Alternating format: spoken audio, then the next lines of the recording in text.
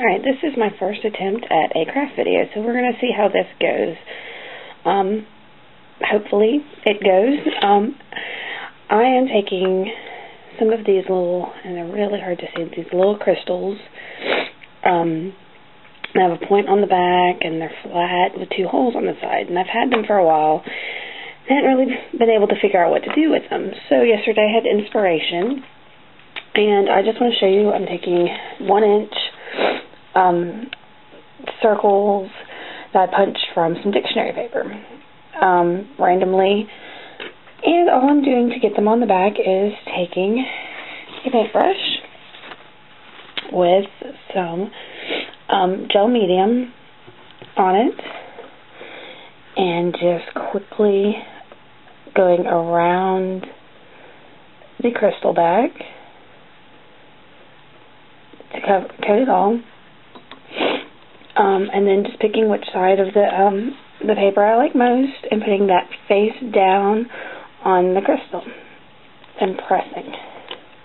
Now it leaves these little rivets here, so I'm just taking a pair of scissors and clipping a little bit so that it will overlap. I found that doing it in two places works better than one, and just randomly sticking it. Now, if I wanted to actually show certain words or whatever, I guess I would need to be a little more careful about it. But since I'm just doing this randomly, they're getting stuck there. Apparently, I thought I was recording a moment ago and was not. First off, I've reviewed the first part of that video, and I am so sorry for the sniffling. I've got a little bit of allergies going on, and again, this is my first video, so I'm sorry my wording and all that's off, and I keep going out of frame. This is an experiment.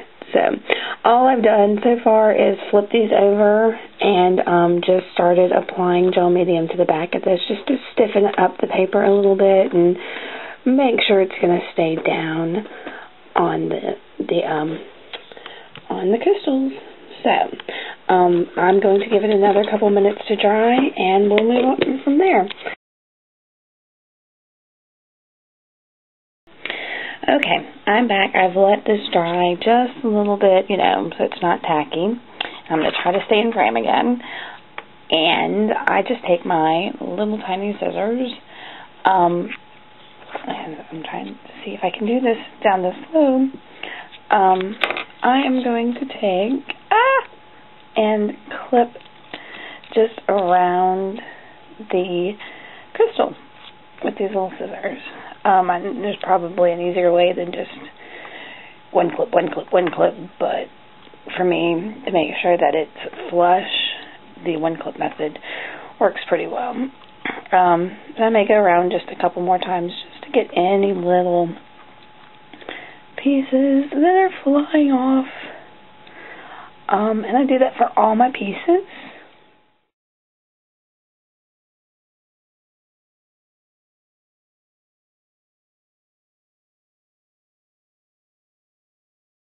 Once I have my holes, I take a piece of very fine sandpaper, and I cut them into little strips like this because it's just easier for me to work with, and go around all the edges, just because, where the scissors missed,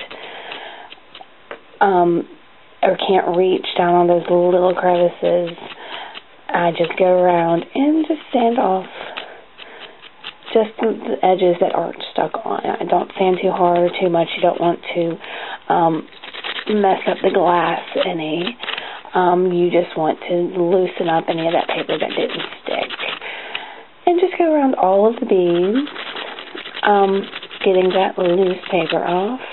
It also takes just a second to go around and scrape off any of that gel medium that gummed up the sides of your bead. And make it pretty, just like that. And always go back and double check too. I can see, I don't know if I can get it there, but I still have a little bit of flappy flap of the paper, so I'm going to go back and sand that just a little bit more to make sure I get all my loose paper pieces off.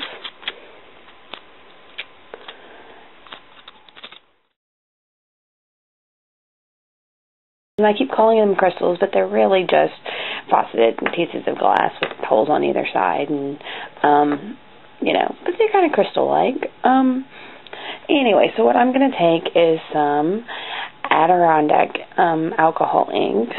Love this stuff. I know it's usually, you know, found in the scrapbooking section, but I love scrapbooking supplies for my jewelry stuff. So I just take a little bit, and I don't get all the fancy pads they get. I just use a plain old Q-tip.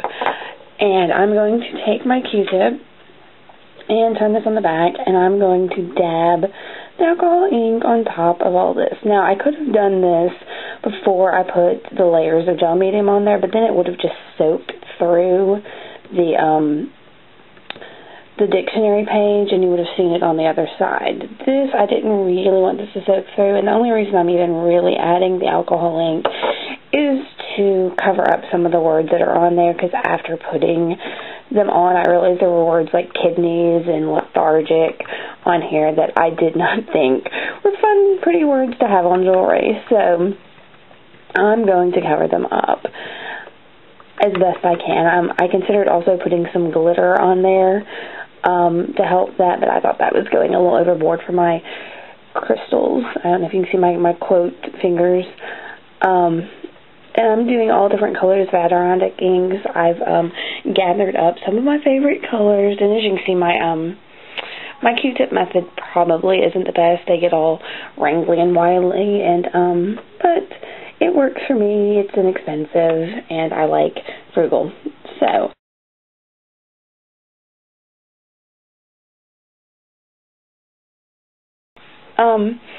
and I'm just going to take some triple stick from Deco Art. I love this stuff. I don't know, probably need some more. I go through it so quickly. And I'm bad about using it just straight out of the bottle rather than putting it on a surface. Every once in a while we'll use it on a craft sheet, a non-stick craft sheet, but that just requires making a bigger mess on my craft desk right now. So I'm just dipping it into the jar and getting some on my paintbrush. Same paintbrush I used earlier, and going around the top of this to seal it, making sure that I get the edges really well and kind of miss the holes as best I can. We did put the painter's tape so that it won't leak through and seal up our holes too bad on the front side. My biggest concern is the holes getting marred here on this side and having just ickiness. If they get in the holes, it's not too big of a deal. We'll just ream them out again.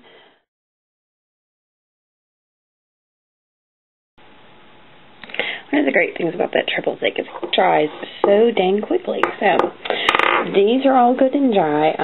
Once I got all the alcohol ink on, I started to realize that it wasn't really covering the words the way I intended. So I can still see kidneys. I don't know, I can't focus in on it, but right there it says kidneys. So it'll just be, you know, kind of weird, but you know, nobody's really going to be reading bracelets. So after I've got those done, I'm just going to peel off my painter's tape really quickly so I can keep my hands in the dang frame. And I also realized in doing it, I think in this one, you could probably see better, that some of the alcohol ink did seep around some of the edges, but I kind of like it. I think it's fun. I am doing this as a fly by the seat of my pants kind of experiment, so I'm going to deal with it. And it looks like the painter's tape didn't cover that up as well as I'd hoped, so we did get a little seepage in here, but again, we'll just scrape it off and move on. Alright, so I've got those done, so I'm going to take my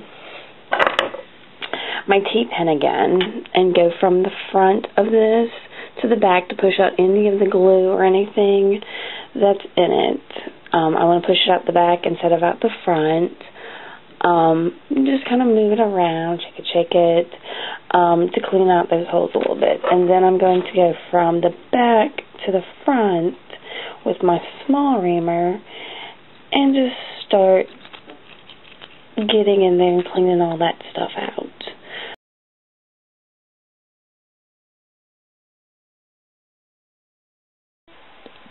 Alright, I'm going to try to make this fast because my battery is getting low. I have finished all of the bead reaming, clearing out the holes and all that. In doing so, I realized I needed to remind you to be really careful, especially with these glass beads, reaming them out with any kind of beads, eye goggles, whatever. As you're reaming them, don't force the reamer through. These can shatter, they can splinter, they can, and cause some damage, not only to the beads, but to you. So be careful doing it.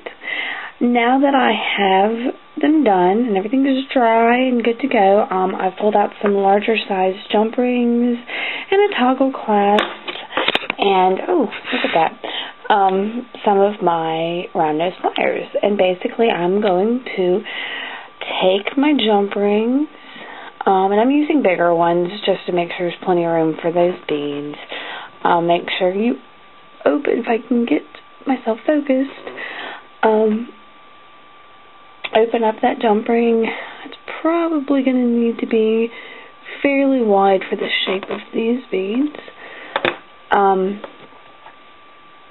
And just start putting them together. Now, because I did different colors, I'm going to try not to have the colors that are the same next to each other. So I've got these on here, and I'm closing, which is really hard to do on camera. See? And to close it up, ooh. Anyway, I'm probably going to do the rest of this off camera and just get them all joined, and I'll show you what I'll do next.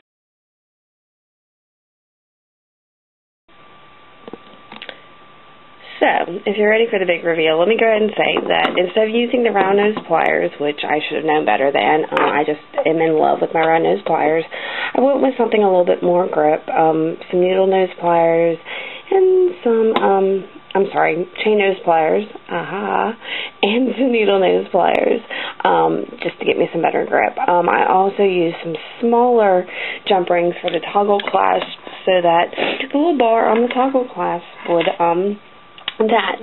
So I attached all of the little gems together and put the clasp on and came up with this.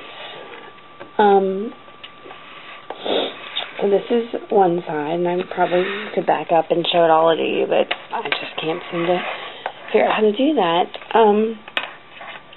And this is the back.